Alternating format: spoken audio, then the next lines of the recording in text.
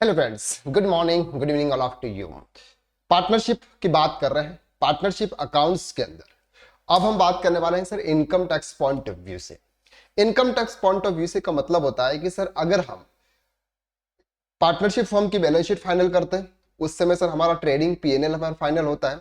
उसके अंदर जो भी एक्सपेंसेस होते हैं वो एक्सपेंसेस हम डेबिट करते हैं, इसके बाद हमारा नेट प्रॉफिट होता है। अगर हम इंडिविजुअल बिजनेस की बात करते हैं तो इंडिविजुअल बिजनेस में उस पर्सन को, जो पर्सन उस बिजनेस का ओनर है, उसको ना तो कोई सैलरी दी जाती है, ना उसको उसके कैपिटल पर कोई इंटरेस्ट पे किया जाता है, या फिर ना तो उसको कोई बोनस दिया जाता है। कुछ भी ट्रांजैक्शन उस कैपिटल के रिलेटेड नहीं होते हम। लेकिन अगर हम पार्टनरशिप फर्म की बात करते हैं तो पार्टनरशिप फर्म के अंदर पार्टनर्स को सैलरी दी जाती है। पार्टनर्स को सर जो कैपिटल इंट्रोड्यूस करता है उसके ऊपर इंटरेस्ट पे किया जाता है। पार्टनर को कोई कमीशन पे किया जाता है, पार्टनर्स को कोई बोनस दिया जाता है, पार्टनर्स के विड्रॉल पर उससे कोई इंटरेस्ट चार्ज किया जाता है। तो ये जो ट्रांजैक्शन होते हैं, ये transaction income tax point of view से कहां तक अलाउ है, आज हम उसकी बात करने वाला है। अगर हम बात करेंगे सर आईटीआर 5 की, जो कि हम इनकम टैक्स रिटर्न के अंदर कवर करेंगे, वहां पर है कि सर अगर आपका जो भी नेट प्रॉफिट आया, उस नेट प्रॉफिट में हमारे सर पार्टनर्स की जो सैलरी है, पार्टनर सैलरी, वो भी इसमें माइनस की हुई है। इंटरेस्ट, कैपिटल ऑन इंटरेस्ट, ये भी माइनस किया हुआ है। तो सर अगर ऐसे देखा जाए तो ये जो एक्सपेंसेस अगर इनकम टैक्स के अंदर अलाउ होंगे तो जितने भी पार्टनर्स है उसके नाम से सर सैलरी वहां पर अलाउ करके उसके जो प्रॉफिट है उसको रिड्यूस कर देंगे। लेकिन ऐसा नहीं है सर, इनकम टैक्स के अंदर भी एक रूल्स है और एक लिमिट है कि अगर आप पार्टनर्स को सैलरी पे कर रहे हो, अगर आप पार्टनर को इंटरेस्ट पे कर रहे हो, तो आपको एक लिमिट तक पे करना है। अगर इससे ऊपर करोगे तो वो एक्सपेंसेस आपका डिस अलाउड हो जाएगा। वो क्या है वो हम समझते हैं। Partner remuneration and how it is calculated, यानी कि सर पार्टनर रेम्यूनरेशन आपका कैसे कैलकुलेट होता है वो अब हम देखते हैं। सबसे पहले देखते हैं कि sir what is partner remuneration. Partner remuneration का मतलब क्या होता है। Partner remuneration is the salary, यानी कि पार्टनर्स को जो सैलरी दे रहे हैं, bonus, commission paid to a partner by partnership firm. Similar to regular employee, partner receive monthly payment in their contribution to the firm. Partner receive following compensation eight their work, उसको remuneration, remuneration में salary, bonus, commission. Interest on capital invested, यानी कि sir उसने जो भी invest किया हुआ है उसके ऊपर इंटरेस्ट अगर देंगे, और शेयर ऑफ प्रॉफिट। ये तीन पार्ट्स पार्टनरशिप के अंदर जो भी पार्टनर्स है उसको मिलते हैं। Deduction of partner remuneration. अब हम बात करते हैं कि sir income tax point of view से कितना एक्सपेंसेस पार्टनर रेम्यूनरेशन का डिडक्ट होता है। Partnership firm allowed to deduct the interest and remuneration paid to partner expenses when arriving their profit and gains for business and profession, PGB PBI। जब हम calculate करते हैं उसकी इनकम, उस समय हम यहां पर ये डिडक्शंस अलाउ करते हैं। However, सेक्शन 40 सबसेक्शन बी, ये जो सेक्शन है सेक्शन 40 सबसेक्शन बी, ये आपका एप्लीकेबल होता है पार्टनर रेम्यूनरेशन को लेके। Has specified maximum limit up to which the deductions can be claim and interest remuneration amounts. यानी कि सेक्शन 40 सबसेक्शन बी के बारे में हमको अभी समझना है कि ये सेक्शन क्या कहता है। Condition for claiming deduction of partner remuneration. Sir partner जो रेम्यूनरेशन होता है वो आपका डिडक्ट कब होगा, यानी कि एक्सपेंसेस आपका कब अलाउ होगा, उसकी क्या कंडीशन है।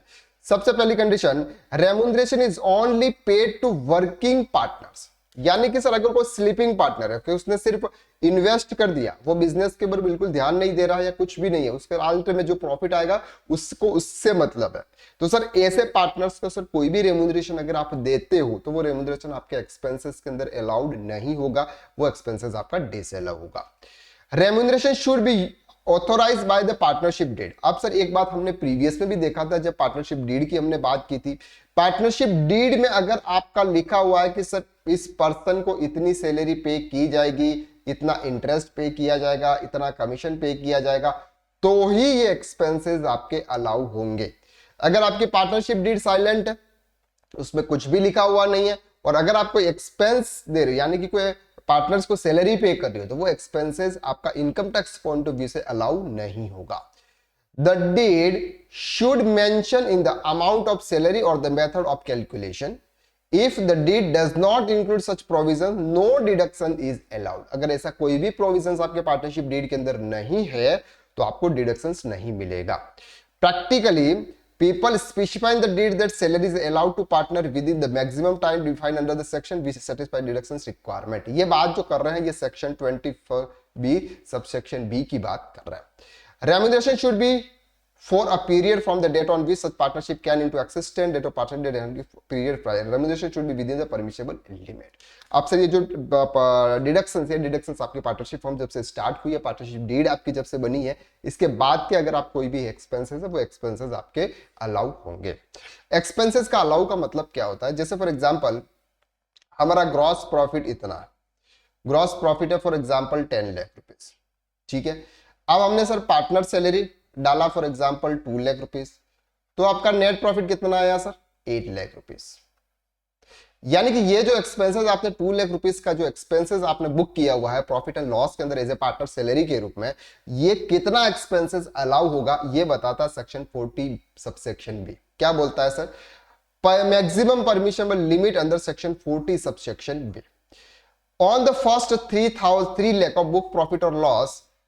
अब ध्यान से समझना सर, अगर आपका बुक प्रॉफिट कैसे आएगा ये हम नेक्स्ट लेक्चर्स के अंदर बात करने वाले, जब हम कंपटीशन प्रिपेयर करेंगे उस समय हम यहां पे बात करेंगे। अगर आपका प्रॉफिट कितना भी है, profit before partner salary and interest on capital जो भी है, फॉर एग्जांपल यहां पर था सर 10 लाख रुपीस, ठीक है। फर्स्ट 3 लाख रुपीस का जो भी होगा उस पर 90% या फिर 1,50,000 विच एवर इज हायर, तो इन दोनों में हायर होता है सर 2,70,000। फर्स्ट 3 लाख पे आपको 90% मिलेगा, बाकी कितना है सर? बाकी है आपका 7 लाख रुपीस, तो 7 लाख पे आपको 60% आप एक्सपेंसेस अलाउ कर सकते हो, जो भी अमाउंट आएगा वो अमाउंट आप कर सकते हो। फर्स्ट 3 लाख बुक प्रॉफिट और लॉस 1,50,000 और 90% book profit whichever is higher, and remaining balance of book profit 60% of book profit. आपका जो भी बुक प्रॉफिट है उसका 60%, यानी कि ये जो दो अमाउंट आपको यहां पर मिलेंगे, ये जो दो अमाउंट है, ये अमाउंट आपके सैलरी रेम्यूनरेशन यानी कि पार्टनर सैलरी का अलाउ एक्सपेंसेस अलाउ करेगा। अगर आपने ये दो मिलाकर फॉर एग्जांपल 5 लाख रुपए की वैल्यू होती है फॉर एग्जांपल, और आपने अलाउ एक्सपेंसेस रिकॉर्ड किया 7 लाख, तो ये आपका 2 लाख रुपीस का जो पार्टनर सैलरी का जो एक्सपेंसेस होगा वो आपका डिस अलाउ हो जाएगा, वो आपके प्रॉफिट में वापस ऐड कर दिया जाएगा। ये सब कैसे होगा प्रैक्टिकली एक्सेल शीट के अंदर और क्लाइंट के डेटाबेस के आधार पर हम नेक्स्ट लेक्चर्स में कवर करने वाले हैं डिटेल में, ठीक है। अब बात करते हैं sir condition for claiming deduction interest paid to partner. अभी हमने जो बात की, ये बात की सर सैलरी की, कि अगर आप पार्टनर्स को सैलरी देते हैं तो आपको सेक्शन 40 सबसेक्शन बी के कंडीशंस को आपको फॉलो करना है। अब बात करते हैं sir interest paid to partners. Partners को आप जो इंटरेस्ट पे करते हो कैपिटल पर, वो कितना अलाउ होता है income tax point of view से। Interest payment must be authorise approve in the partnership deed. सबसे पहले तो यह है कि सर पार्टनरशिप डीड के अंदर लिखा होना चाहिए कि आप कितना इंटरेस्ट पे कर रहे हो।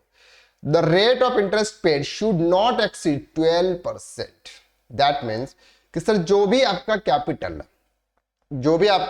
जितना आपने कैपिटल इंट्रोड्यूस किया हुआ है, उस कैपिटल पर आप ईयरली 12% से ज्यादा का अगर आप इंटरेस्ट अपने पार्टनर्स को पे कर रहे हो, तो वो एक्सपेंसेस आपका एक्सेस जो 12% के ऊपर का होगा वो अलाउ नहीं होगा। If the amount interest exceeds 12% of the capital, the excess amount is disallowed. For example 1 lakh रुपए का कैपिटल है, उस पर आपने 13,000 रुपीज का साल का इंटरेस्ट पे किया। अब एक्सपेंसेस सर आपका अलाउ होगा 12,000, तो 1 एक्सपेंसेस वापस आपके प्रॉफिट में ऐड कर दिया जाएगा, जिससे आपका प्रॉफिट इंक्रीज हो जाएगा, आपको ज्यादा टैक्स पे करना पड़ेगा। तो ये चीज आपको ध्यान रखनी है। किस केसेस में इंटरेस्ट ऑन कैपिटल, कितना परसेंट इंटरेस्ट आपका वैलिड है, अलाउड है 12%। The remuneration should be for a period from the date on which such partnership came into existence. This transfer did not form a period rights. ठीक है, मतलब ये है कि जब से पार्टनरशिप फर्म आपकी बनी है, जब से पार्टनरशिप डीड आपकी बनी है, पार्टनरशिप डीड के अंदर उन्होंने बोला हुआ, तब से लेके आप जो भी इंटरेस्ट पे कर रहे हो पार्टनर्स को उनके कैपिटल पे, वो एक्सपेंसेस आपका अलाउड होगा अप टू 12% पर एनम के हिसाब से। आई होप कि आपको ये 2 पॉइंट्स इजीली क्लियर हो रहे हैं। पहला हमने क्लियर किया पार्टनर सैलरी। पार्टनर सैलरी कैसे कैलकुलेट होगी? पहले आपका जो भी बुक प्रॉफिट है, book profit before partner salary और इंटरेस्ट ऑन कैपिटल, इन दोनों ऐड होने चाहिए, यानी कि माइनस नहीं होनी चाहिए। इसके पहले का जो भी प्रॉफिट होगा उसके फर्स्ट 3 लाख पे 90% है और बाकी का जो फिगर है उस पे आपको 60% इतना आप अपने पार्टनर्स को सैलरी पे कर सकते हो। अब ये जो है ये सर इंडिविजुअल पार्टनर्स की नहीं है, टोटल पार्टनर्स की आपको इतनी सैलरी आप पे कर सकते हो। वो हम आगे और भी लेक्चर्स में देखेंगे तो आपको डिटेल में समझ में आ जाएगा। अब बात करते हैं शेयर ऑफ प्रॉफिट। लास्ट में अल्टीमेटली उसको क्या मिलता है सर? रेम्यूनरेशन मिल जाएगा, कमीशन उसको पार्टनर्स को इंटरेस्ट मिल जाएगा। इसके बाद आती है sir share of profit. Share of profit is the percentage of profit distributed among the partners. जितना भी परसेंटेज, जितना भी रेशो होगा उस रेशो के हिसाब से उसको वो प्रॉफिट मिलेगा irrespective of whether working और स्लीपिंग पार्टनर। सर ये कोई भी मतलब नहीं है कि वो वर्किंग पार्टनर है या स्लीपिंग पार्टनर है। The partner mutually decide on the ratio in which they will share profit. उनका पहले से डिसाइड होता है कि वो किस रेशो में अपना प्रॉफिट डिस्ट्रीब्यूट करेंगे। If the partnership deed does not specify the ratio, the profit can be distributed equally among them. Sir अगर आपकी पार्टनरशिप डीड नहीं है, पार्टनरशिप डीड बनी नहीं है, उसमें कुछ भी डिसाइड नहीं है, तो इक्वली आपका प्रॉफिट डिस्ट्रीब्यूट होगा, चाहे आपने कितना भी इन्वेस्ट किया हो, उससे कोई मतलब नहीं है। The ratio is not just applicable to profit sharing, it also apply when the partnership deed is divided losses.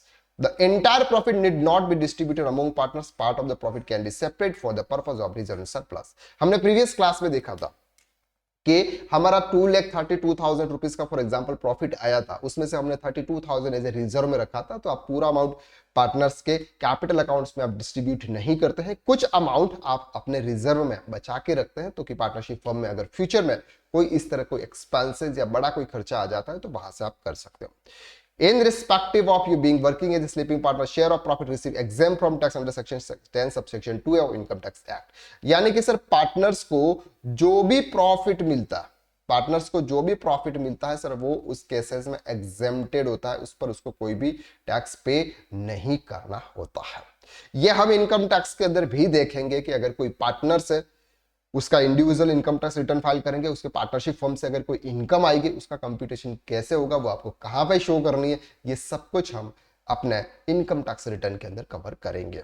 तो यहां तक हमने बात की सर कि पार्टनर्स रेम्यूनरेशन की बात की। पार्टनर रेम्यूनरेशन के आप सब इतना ही है, आपको दो ही चीजें ध्यान रखनी है।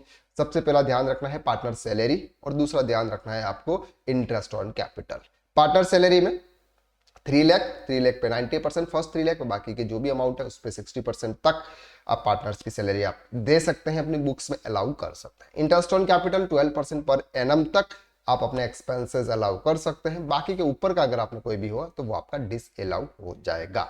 अब हम नेक्स्ट लेक्चर्स में इसका कंप्यूटेशन बनाना भी सीखेंगे कि अगर आपको इनकम टैक्स रिटर्न फाइल करना है पार्टनरशिप फर्म का तो आप कंप्यूटेशन कैसे बनाएंगे। तो आज के लिए बस इतना, नेक्स्ट लेक्चर्स में हम फिर मुलाकात करते हैं, तब तक के लिए थैंक यू सो मच।